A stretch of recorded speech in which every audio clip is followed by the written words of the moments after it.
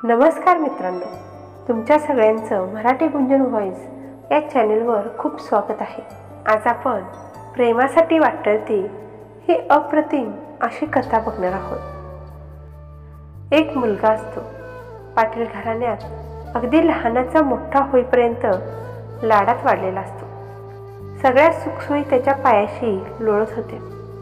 त्याच्या वडिलांचं गावात खूप मोठं नाव असल्यामुळे तो सगळीकडे दादागिरी करत फिरायचा। प्रत्येक ठिकाणी तो आपली मनमानी आणि गुंडगिरी करायचा। गावातले सगळे लोक त्याला खूप घाबरायचे। एक दिवस असंच गुंडगिरी करत गावच्या बाजारात फिरत होता, तेव्हा एका मुलगीशी त्याची धडक होते आणि तिच्या हातातली सगळी पुस्तके खाली पडतात। ती मुलगी त्या गावात नवीन असते, त्यामुळे तिला त्याच्याबद्दल काहीच माहिती नसते। ती रागाने त्याच्याकडे बघते आणि त्याला बोलते, डोळे फुटलेत का? तुला बघून चालता येत नाही का? तेव्हा तो तिच्या बोलण्यावरून तो तिच्याकडे रागाने वळून बघतो। तेव्हा तिच्याकडे बघूनच त्याचा राग शांत होतो आणि तिच्याकडे बघतच राहतो। ती त्याला बडबडत असते, पण तो तिच्याकडे तसाच बघत राहिलेला असतो, कारण ती दिसायलाच एवढी सुंदर होती की कोणीही तिच्याकडे बघितलं तर बघतच राहील। त्याच्यासोबत त्याचे असणारे मित्र त्याला आवाज देतात आणि बोलतात, दादा तुझं लक्ष कुठं आहे? तेव्हा तो भानावर येतो। ती गडबड घाईने वेळ झालेला असतो म्हणून पुस्तके गोळा करते आणि निघून जाते। तो त्याच्या मित्रांना सांगतो की ही मुलगी आपल्या गावात नवीन आहे का रे? मला हिची माहिती लवकरात लवकर पाहिजे। त्याचे मित्र तिची सगळी माहिती काढतात आणि त्याला सांगतात की ही मुलगी आपल्या गावात नवीन आहे, खूप हुशार सुद्धा आहे। तो दररोज तिच्या घरासमोर जाऊन तिची वाट बघत बसू लागला होता।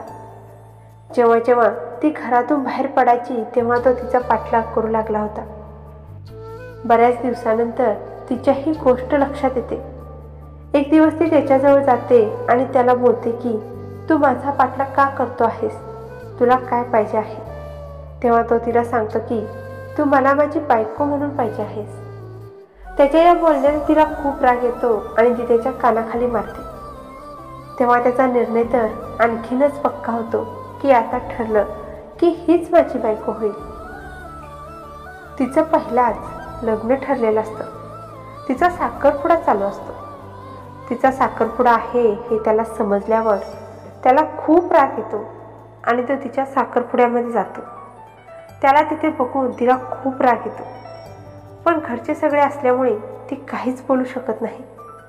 तो सगळ्यांच्या समोर तिचा हातात हात घेतो आणि सगळ्यांना सांगतो की ही माझी बायको आहे आणि सगळ्यांच्या समोर तिच्या गळ्यात मंगळसूत्र घालतो।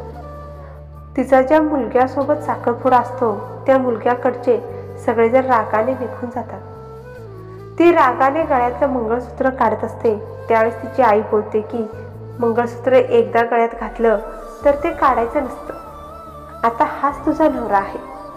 त्यावेळेस तिचा खूप नाईलाज होतो। तो तिला आपल्यासोबत आपल्या घरी घेऊन जातो आणि घरी सगळ्यांना सांगतो की मी हिच्यासोबत लग्न करून हिला घेऊन आलो आहे। तेव्हा त्याच्या वडिलांना खूप राग येतो आणि त्या दोघांना सुद्धा घराबाहेर काढतात। तो तिला रागाने घेऊन तिथून बाहेर पडतो आणि एका ठिकाणी छोटंसं घर भाड्याने घेतो। छोट्या छोट्या गोष्टींवरून त्या दोघांमध्ये खूप भांडण व्हायचं। एक दिवस त्या दोघांमध्ये खूप भांडण होतं, तेव्हा ती त्याला बोलते की तुला फक्त गुंडगिरीच जमणार, तुला कधीच साधं सिंपल जगणं जमणारच नाही। तेव्हा तो तिला चॅलेंज देतो आणि सांगतो की बघ, 15 दिवसात मी गुंडगिरी सोडून देईन आणि तुला हवा तसा बनेल। तो तिच्या प्रेमाखातीर 15 दिवसात स्वतःला एवढा बदलतो की सगळेजण त्याला ओळखतच नाही। तिच्यासाठी तो स्वतःला पूर्णपणे बदलतो। दोघांच्या मध्ये भांडण तर खूप व्हायची, पण तेवढीच काळजी सुद्धा दोघे पण एकमेकांची घ्यायचे। हळूहळू तिला त्याचा स्वभाव समजू लागला होता। ती सुद्धा त्याची काळजी करू लागली होती। ती त्याच्या प्रेमात केव्हा पडली हे तिला समजलंच नाही। असे जवळजवळ 7-8 महिने निघून जातात। दोघांच्या मधली भांडणं आता कमी होतात। तिला त्याची एवढी सवय होती की त्याच्याशिवाय तिला आता करमतच नव्हतं. त्यांच्या लग्नाला 1 वर्ष पूर्ण होतं. त्या दिवशी त्या दोघांची ॲनिव्हर्सरी असते. तो तिच्यासाठी गिफ्ट घेण्यासाठी गेलेला असतो. तो घरी येईपर्यंत ती संपूर्ण घर फुलांनी सजवते. जेव्हा तो घरी येतो तेव्हा त्याला खूप आश्चर्य वाटतं. त्याला आवडत्या रंगाची ती साडी नेसते आणि त्याच्यासमोर जाते आणि त्याला सांगते की माझं तुझ्यावर खूप प्रेम आहे आणि मला तू खूप आवडतोस. हे ऐकताच त्याला खूप आनंद होतो. तो सुद्धा तिच्यासाठी आणलेलं तिला गिफ्ट देतो आणि अशा प्रकारे दोघे पण सुखाचा संसार करतात. प्रेम ही अशी भावना आहे की प्रेमात माणूस स्वतःला सुद्धा बदलतो. काही वेळेस आपल्या प्रेमाच्या सुखासाठी स्वतःच्या प्रेमाचा त्याग सुद्धा करावा लागतो.